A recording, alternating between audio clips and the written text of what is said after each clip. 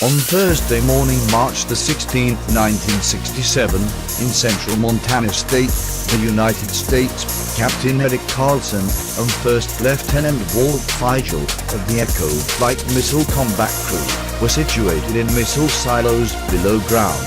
In the Echo Flight Launch Control Center capsule, the Echo Flight Missile Launch Control Facility was located roughly between Winfred and Hilger, about 15 miles north of Lewistown, Montana State. The Echo Flight Launch Control Center and crew had the responsibility for the launching of the silo's Minuteman missiles. These are America's nuclear-armed weapons, its nuclear deterrent readied in an underground silo, the United States nuclear-armed missiles primed for an immediate strategic and strike response.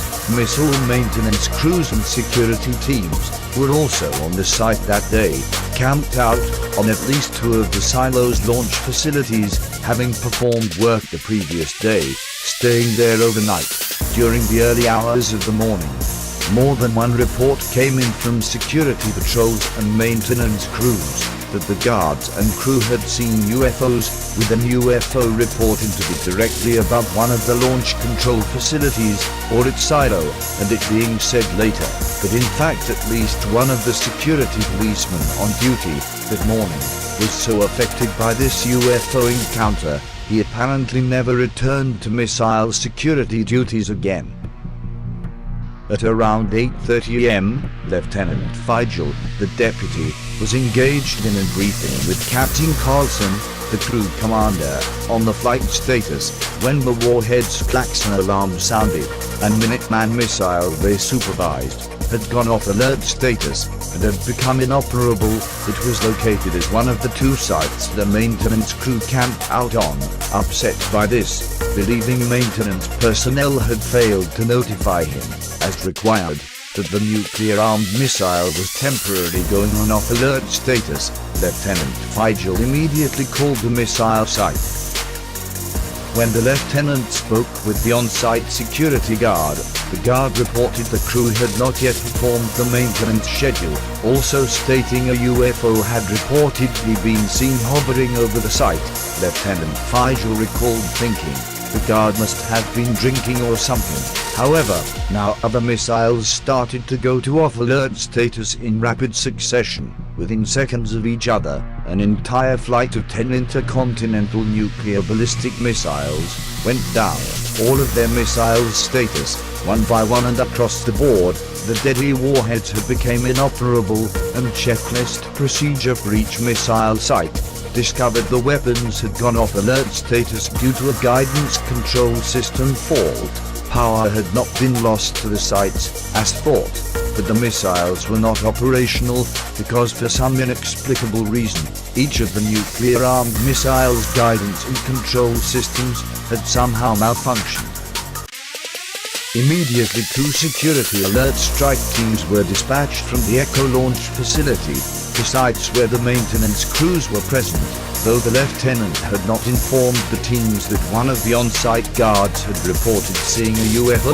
However, upon arrival at the launch facilities and silos, the strike team reported back that UFOs had been seen hovering over the 2 sites, and by all maintenance and security personnel present on each site.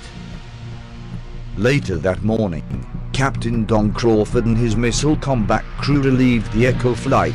Crawford recalls both Captain Carlson and Lieutenant Feigl were still visibly shaken by what had occurred. Captain Crawford also recalled that the maintenance crews worked on the missiles, spending the entire day and late into the night during his shift to bring them all back on alert. Not only had the missiles been lost as deterrent forces, but the warheads had remained that way, out of service, for an entire day. Among the many calls to and from the Echo flight that morning was one to the Oscar flight. The Oscar flight launch control facility was located a mile or 2 south of the town of Roy, about 20 miles southeast of the Echo flight. According to Oscar Flight's Deputy Missile Combat Crew Commander Robert Salas's report, this is what happened in another Minuteman missile site.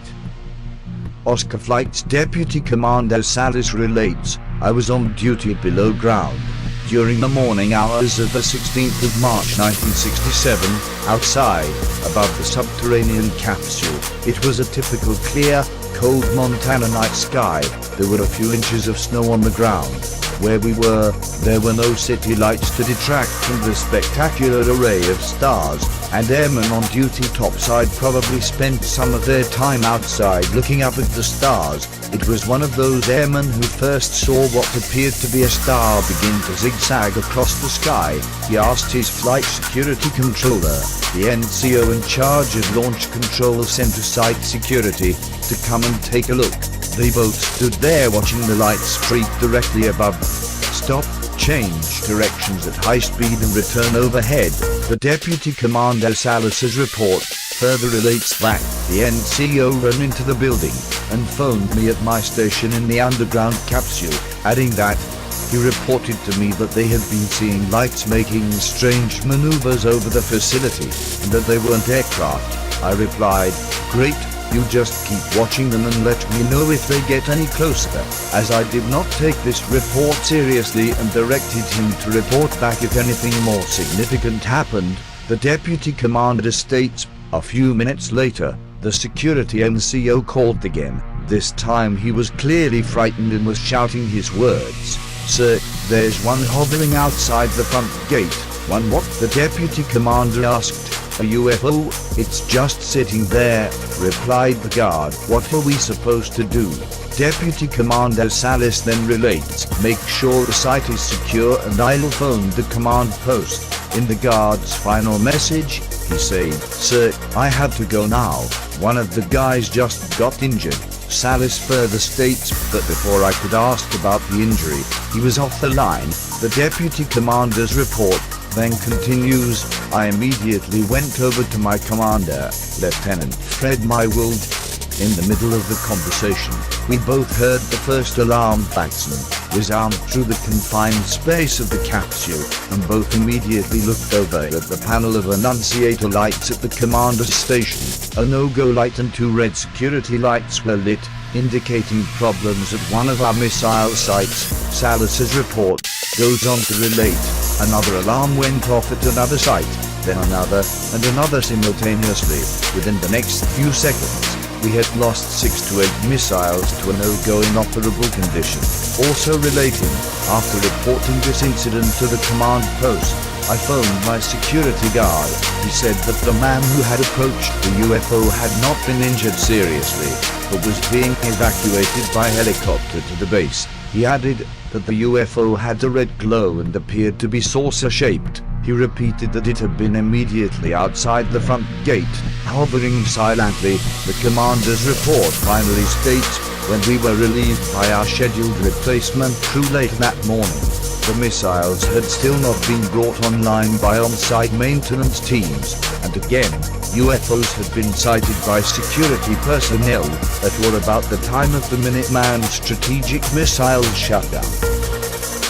An in-depth post-incident investigation of the Echo flight missile shutdown was undertaken, with full-scale on-site and laboratory tests at the Boeing Company's Seattle plant conducted, with subsequently declassified strategic missile wing documents later released.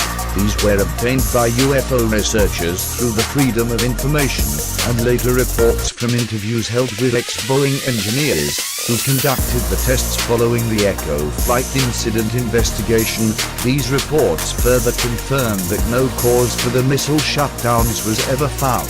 Mr. Robert Kaminsky was the Boeing Company engineering team leader for this investigation. He stated in these reports that, after all tests were completed, it was found that there were no significant failures, engineering data or findings that could explain how 10 missiles had been knocked off alert, and there was no technical explanation that could explain this event, indicating that the most that could be done was to replicate these effects by introducing a 10-volt electromagnetic pulse onto a data line, and that another Boeing Company engineer on the team, Mr. Robert Ridgett, came up with this electromagnetic pulse idea. This repeated the shutdown effect 80% of the time, but only when directly injected at the logic coupler, though no explanation could be found. As for the source of such a pulse or noise, electromagnetically generated, occurring in the field, and getting inside the shielded missile system equipment, if that really caused the nuclear-armed missiles to shut down, then this must remain as a mystery to this day. The engineering team also checked for other more rational possibilities. This included lightning and problems in the commercial power supply system, though these were later acquitted as the possible source of the problem. William Dutton, another Boeing company engineer, checked commercial power interruptions and transients, and also stated in reports that no anomalies were found in this area. Several military activities and other engineering firms participated in the investigation, but no positive cause for the nuclear-armed missiles shutdown was ever found, despite an extensive and obviously concentrated effort. For years, the United States Air Force, through its many reports on the UFO subject, such as Project Blue Book, has consistently maintained that no reported UFO incident has ever affected its national security. However, it is an established fact that a large number of Air Force personnel reported sighting UFOs at the time its strategic missiles became unlaunchable. Therefore, it should be noted, genuine UFO incidents involving nuclear-armed weapons clearly have cause for concern and also obvious national security implications.